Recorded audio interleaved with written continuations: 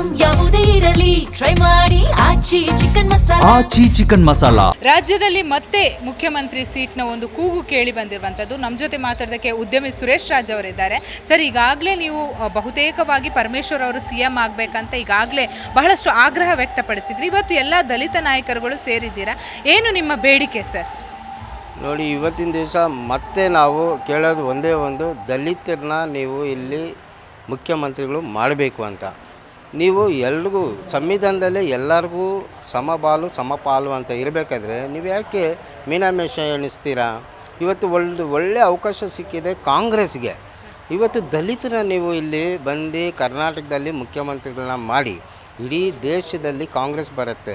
ನಾನು ಹೇಳೋದು ಏನಂದರೆ, ಡೆಲ್ಲಿನಲ್ಲಿ ಕೂತಿರೋಂಥ ನಾಯಕರಿಗೆ ಏನು ಹೈಕಮಾಂಡ್ ಅಂತ ಹೇಳ್ತಿರೋ ಅವ್ರಿಗೆ ನಾನು ಹೇಳೋದು ಒಂದೇ ಒಂದು ಮಾತು, ಕಿವಿ ಮಾತು, ಕರ್ನಾಟಕದಲ್ಲಿ ದಲಿತರನ್ನ ಮುಖ್ಯಮಂತ್ರಿ ಮಾಡಿ ಇಡೀ ದೇಶದಲ್ಲಿ ಕಾಂಗ್ರೆಸ್ ಬರುತ್ತೆ. ಇವತ್ತು ನೀವು ದಲಿತನ ಯಾವತ್ತು ನೀವು ನೆಗ್ಲೆಕ್ಟ್ ಮಾಡ್ತಿರೋ ನಿಮ್ಮ ಕಾಂಗ್ರೆಸ್ ಕುಗ್ಗೋಗುತ್ತೆ. ಅದರಿಂದ ರಾಹುಲ್ ಗಾಂಧಿಗೆ, ಸೋನಿಯಾ ಗಾಂಧಿಗೆ, ಖರ್ಗೆ ಅವರಿಗೆ ಮತ್ತು ಮೇನಕಾ ಗಾಂಧಿಗೆ ನಾನು ಏನು ಹೇಳ್ತೀನಿ ಅಂದರೆ, ನೀವು ಇವತ್ತಿನ ದಿವಸ ಒಳ್ಳೆಯ ಅವಕಾಶ ಇದೆ. ನೀವು ಬಂದ್ಬಿಟ್ಟು ಕರ್ನಾಟಕದಲ್ಲಿ ಮುಖ್ಯಮಂತ್ರಿ ದಲಿತನ ಮಾಡಿ ಅದರಲ್ಲಿ ಡಾಕ್ಟರ್ G. ಪರಮೇಶ್ವರ್ ಅವ್ರನ್ನ ಮಾಡಿದರೆ ನಿಮ್ಗೆ ಒಳ್ಳೆ ಮೈಲೇಜ್ ಸಿಕ್ಕತ್ತೆ. ಇಡೀ ಕರ್ನಾಟಕದಲ್ಲ, ಇಡೀ ದೇಶದಲ್ಲಿ ಕಾಂಗ್ರೆಸ್ ಬರೋಂಥ ಒಳ್ಳೆ ಅವಕಾಶಗಳು ಸಿಕ್ಕತ್ತೆ. ಯಾಕೆ ಸರ್ ಹೈಕಮಾಂಡ್ ಮೀನಾಮೇಷ ಮಾಡ್ತಾ ಇದೆ ಎಲ್ಲೋ ಒಂದು ಕಡೆ? ಯಾಕಂದರೆ ನೀವು ಬಹುತೇಕ ದಿನಗಳಿಂದ ಕೂಡ ಇದೇ ಆಗ್ರಹ ವ್ಯಕ್ತಪಡಿಸ್ತಾ ಇದ್ದೀರಾ. ಮತ್ತೊಂದು ಕಡೆ DK ಹೆಸರು ಕೂಡ ಕೇಳಿ ಬರ್ತಾ ಇರುವಂಥದ್ದು.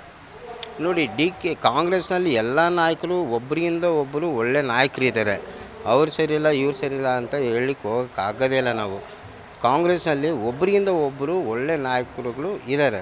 ಅವರು 70 ವರ್ಷದಿಂದ ಒಳ್ಳೆ ಆಡಳಿತ ಕೊಟ್ಟು ಹೋಗಿದ್ದಾರೆ ಇಂಡಿಯಾನಲ್ಲಿ, ದೇಶದಲ್ಲಿ, ಕರ್ನಾಟಕದಲ್ಲಿ. ಇವತ್ತಿನ ದಿವಸ ನಿಮ್ಗೆ ಒಳ್ಳೆ ಅವಕಾಶ ಸಿಗಬೇಕಾದ್ರೆ ದಲಿತರು ಮಾಡಬೇಕಂದ್ರೆ ಯಾಕೆ ನೀವು ಹಿಂದೆ ಮುಂದೆ ನೋಡ್ತಾ ಇದ್ದೀರಾ? ಅದರಿಂದ ಕಣ್ಣು ಮುಚ್ಕೊಂಡು ನೀವು ಡಾಕ್ಟರ್ G. ಪರಮೇಶ್ವರ್ ಅವ್ರನ್ನ ನೀವು ಮುಖ್ಯಮಂತ್ರಿಗಳು ಮಾಡಿ ಇಡೀ ದೇಶದಲ್ಲಿ ಕಾಂಗ್ರೆಸ್ ಬರುತ್ತೆ. ನೀವು ಪ್ರಧಾನಮಂತ್ರಿಗಳು ಆಗೇ ಆಗ್ತೀರಾ. ಓಕೆ, ಒಂದು ವೇಳೆ ಮಾಡದೇ ಇದ್ದರೆ ಯಾವ ರೀತಿ ನಿಮ್ಮ ಹೋರಾಟ ಇರುತ್ತೆ ಸರ್? ನಮ್ಮದು ಹೋರಾಟ ಬಂದ್ಬಿಟ್ಟು ತುಂಬ ಕ್ರೂರವಾಗಿರುತ್ತೆ. ತುಂಬ ಯಾರು ಮಾಡ್ದಿರೋಂಥ ಹೋರಾಟಗಳು ಈ ದಲಿತ ಸಂಘಟನೆಗಳು ಮಾಡ್ಕೊಂಬಂದಿದೆ.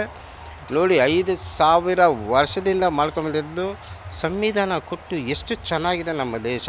ಅದೇ ಪಾಕಿಸ್ತಾನದಲ್ಲಿ ನೋಡಿ, ಯಾಕೆ ಪಾಕಿಸ್ತಾನ ಸರಿ ಇಲ್ಲ, ಜನರು ಅಲ್ಲಿ ಡೆವಲಪ್ ಆಗ್ತಾಯಿಲ್ಲ ಅಂದರೆ ಅಲ್ಲಿನ ಸಂವಿಧಾನ ಸರಿ ಇಲ್ಲ. ಯಾಕೆ ಬಾಂಗ್ಲಾದೇಶದಲ್ಲಿ ಜನರು ಡೆವಲಪ್ ಆಗ್ತಾಯಿಲ್ಲ ಅಂದರೆ ಅಲ್ಲಿ ಸಂವಿಧಾನ ಸರಿ ಇಲ್ಲ. ಯಾವುದೇ ಕಂಟ್ರಿನಲ್ಲಿ ಯಾವ ಸಂವಿಧಾನ ಸರಿ ಇರಲ್ವೋ ಅಲ್ಲಿಂದ ಜನರು, ಅಲ್ಲಿಂದ ಪ್ರಜೆಗಳು, ಅಲ್ಲಿಂದ ದೇಶ ಯಾವತ್ತೂ ಸುರಕ್ಷವಾಗಿ ಇರೋಕ್ಕೆ ಚಾನ್ಸೇ ಇಲ್ಲ. ನಮ್ಮ ಸಂವಿಧಾನ ಡಾಕ್ಟರ್ ಬಾಬಾ ಸಾಹೇಬ್ ಅಂಬೇಡ್ಕರ್ ಅವರು ಅಷ್ಟು ಒಳ್ಳೆ ಸಂವಿಧಾನ ಕೊಟ್ಟಿದ್ದಾರೆ. ಆ ಸಂವಿಧಾನ ಕೊಟ್ಟವರು ಯಾರು? ದಲಿತರು. ಅದರಿಂದ ದಲಿತರಿಗೂ ಒಂದು ಅವಕಾಶ ಕೊಡಿ ಇಲ್ಲಿ ಮುಖ್ಯಮಂತ್ರಿ ಆಗೋಕ್ಕೆ. ಇಲ್ಲಿ ಏನು ಕರ್ನಾಟಕದಲ್ಲಿ ಮುಖ್ಯಮಂತ್ರಿ ಆದರೆ ಇಡೀ ದೇಶ ಸುರಕ್ಷವಾಗಿ ತುಂಬ ಚೆನ್ನಾಗಿರುತ್ತೆ ಅಂತ ನನ್ನ ಭಾವನೆ. ಇದು ಉದ್ಯಮಿ ಸುರೇಶ್ ರಾಜ್ ಅವರ ಮಾತು. ಬೆಂಗಳೂರಿನಿಂದ ಕ್ಯಾಮ್ರಾ ಪರ್ಸನ್ ನಾಗರಾಜ್ ಜೊತೆ ಭವ್ಯ ಸುನಿಲ್, ಜಿ ಕನ್ನಡ ನ್ಯೂಸ್.